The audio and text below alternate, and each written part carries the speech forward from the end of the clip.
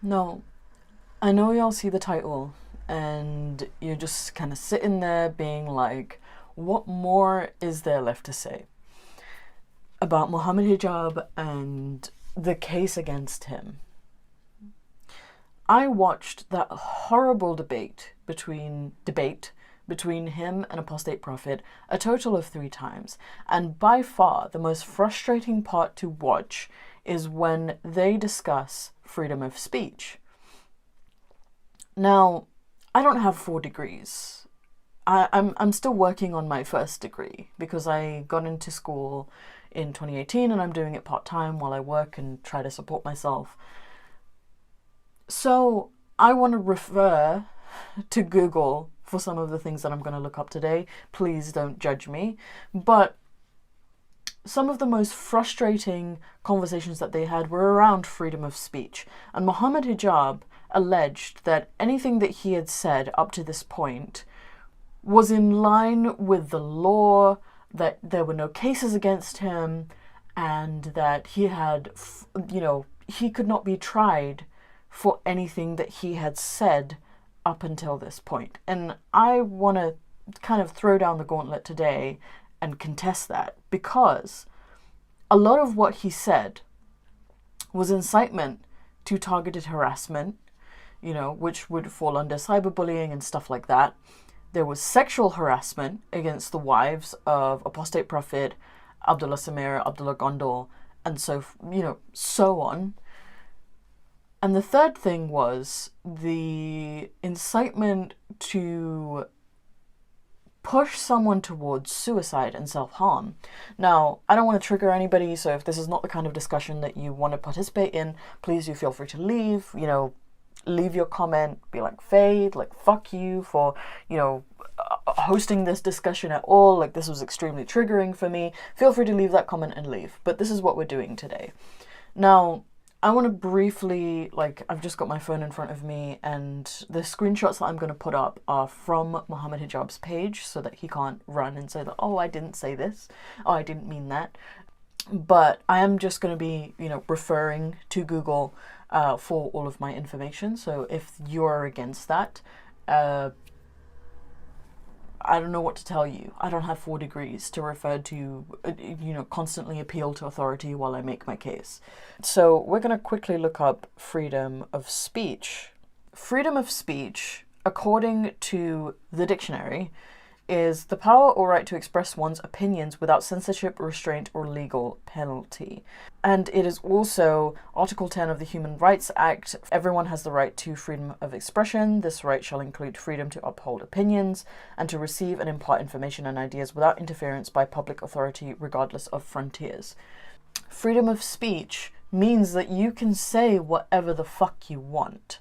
But that does not mean that we cannot express distaste or disdain for what you have said. A lot of the argument had to do with the fact that, you insult the Prophet, you desecrate the Quran, and you say freedom of speech. Yes, we do that, but we also don't say that you don't have a right to be offended by that. You are entitled to feel offended by the desecration of the Quran, by us mocking the Prophet, by us mocking Islam.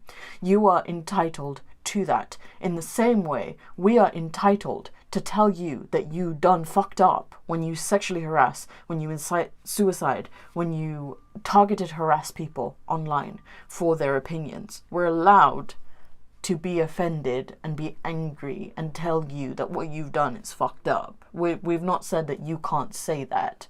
So first and foremost, I want to look into the sexual harassment part of it, because I genuinely believe that it's sexual harassment, and I'll put up the screenshots for what Mohammed Hijab has said in terms of that. So we're going to go to the citizen's advice. Sexual harassment is unwanted behavior of a sexual nature which violates your dignity, makes you feel intimidated, degraded, or humiliated, creates a hostile or offensive environment.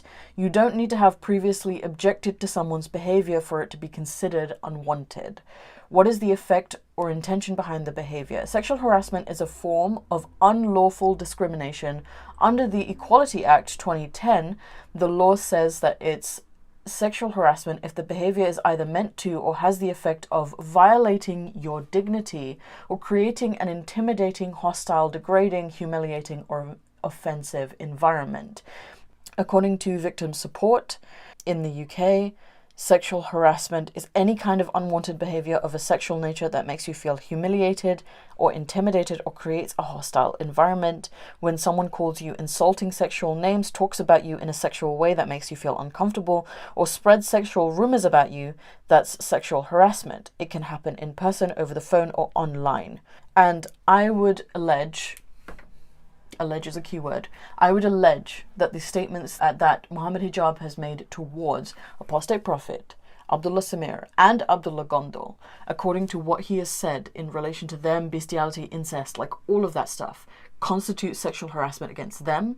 And then also the things he has said towards their wives, specifically Jana Ayadamir, who is apostate prophet's wife, when he made those statements about his weird, cringy fantasies about what he would do to her intellectually, and I'll leave the screenshot here, that would constitute sexual harassment.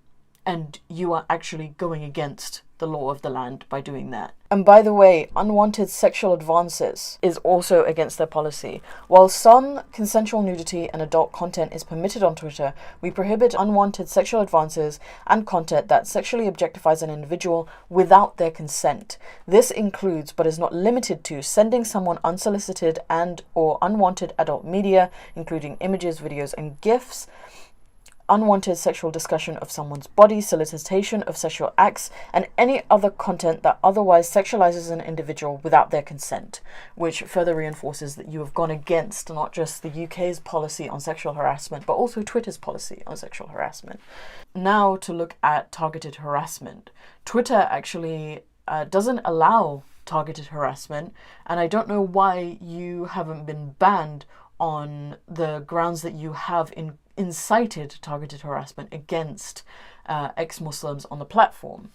According to Twitter and their abusive behavior policy, encouraging or calling for others to harass an individual or group of people. We prohibit behavior that encourages others to harass or target specific individuals or groups with abusive behavior. This includes, but is not limited to, calls to target people with abuse or harassment online and behavior that urges offline action such as physical harassment. Now, obviously, Mohammed Hijab has not incited that people take physical methods to harass apostate prophet and Abdullah Gondal and Abdullah Samir, but he has definitely incited others to go and harass these people online. Last and final, Twitter also has a policy about wishing or hoping serious harm on a person or a group of people. Now Mohammed Hijab has definitely, on record, said that apostate prophet should kill himself, should commit suicide. And Twitter has a policy against that. And we're also going to look into the legality of that. Twitter's policy on that is, we do not tolerate content that wishes, hopes, or expresses a desire for death, serious bodily harm, or fatal disease against an individual or group of people. This includes, but is not limited to, hoping that someone dies as a result of a serious disease, wishing for someone to fall victim to a serious accident, or saying that a group of individuals deserves serious physical injury. Twitter, you need to ban Mohammed Hijab because he has gone against all three of these in your section against abusive behavior. Now, inciting suicide, is it legal? So, according to CPS, suicide policy for prosecutors in respect of cases of encouraging or assisting suicide. This is a very, very long document, so we might skip, or I might read all of this and cut it down. A person commits an offense under Section 2 of the Suicide Act 1961 if he or she does an act capable of encouraging or assisting the suicide or attempted suicide of another person, and that act was intended to encourage or assist suicide or an attempt at suicide. This offense is referred to in this policy as encouraging or assisting suicide. The consent of the Director of Public Prosecutions is required before an individual may be prosecuted. The offense of encouraging or assisting suicide carries a maximum penalty of 14 years imprisonment. This reflects the seriousness of the offense. Committing or attempting to commit suicide is not, however, itself a criminal Act. Section 2 of the Suicide Act 1961 was amended with effect from 1st February 2010. It is therefore essential that prosecutors identify the timing of any act of encouragement or assistance that is alleged supports the bringing of a criminal charge relating to the suicide or attempted suicide of the victim.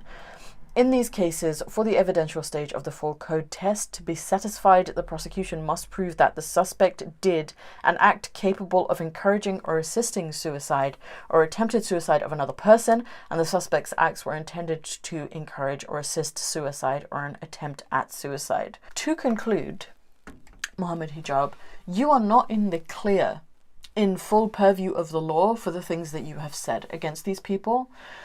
You are not in the clear. And also to reach out to IERA and Sapiens Institute. I don't know why Sapiens Institute continues to allow this man to represent them, not just as a da'i and a proselytizer of Islam, but why you still have him within your institute when he is clearly, like without a shadow of a doubt, guilty, at least on a social level, of sexual harassment and inciting people to commit suicide and targeted harassment, which all three of them go against Twitter's rules, and two of them are actually not legal, and he could be charged for this crime. I don't understand why you still protect him and have him when I assume that your moral code in terms of Islam would go against that anyway. So today has just been about this. I just wanted to present that Mohammed Hijab is not in the clear in full purview of the law for what he has said. You are inciting harm on these people, whether or not you agree to it, and whether or not you were using it, like you weren't using a hypothetical, you were actually going after these people and their wives and their loved ones. It doesn't make sense to me that you would do that. And in addition to that, you were inciting others to go against them as well. Like you were inciting harassment you were encouraging your following to continue harassment on your behalf, which I find just, all of it is just truly weird and disgusting. I know you've made a statement about it to your Muslim followers, but I think an apology is required for you to state just on a human level. Like, you need to apologize for the things that you have said, and until you do, I do think that these offenses are things that you could be taken to task for, and I would actually advise quite strongly that people do take you to task for them, because it's quite honestly unacceptable for a da'i, for someone who proselytizes Islam, to be behaving in this way. And this is an apostate saying that. Like, this goes beyond a normal discussion about religion and mockery and blasphemy and those kinds of things. This goes beyond that. This goes into personal attacks and actually inciting harm on other people. Lastly, there has been some kind of demand for me to talk about the desecration of the Quran. Personally, I'm not too big on blasphemy, but Blasphemy Day is coming up on the 30th of September, so anything that I will be attempting in that regard will be done on Blasphemy Day. I will reserve it to that day. I'm not going to do it here and now. Last year we did a drawing of the Prophet Muhammad where I did a tutorial of how to accurately draw him with, narrations from the Hadith, as well as, looking at Islamic drawings of him. So drawings of him that have been done by Muslims throughout the years historically. So if you would like to take a look at that, please feel free to. But any desecration of the Quran, I have one copy here, will be done. We're going to look at some Islamic sources on ways that the Quran has been treated and things like that in the Islamic times and according to Islamic scriptures, and then we will look at ways that the desecration of the Quran can be committed. All in all, last and final statement, Mohammed Hijab, you're a piece of shit. And I really, really think that Apostate Prophet, his wife, Abdullah Samir, Abdullah Gondal, and their wives should take you to task for what you've done. Because it's criminal. It's disgusting. It's really, really gross. And you should definitely be taken to task for it. And your claim that you've done nothing that can be legally, detrimental to you is a ridiculous claim. It's a ridiculous claim, and we've shown it here from a layman's perspective. Anyway, thank you for watching. Like, comment, share, subscribe, all of that good stuff, and I will see you in the next video.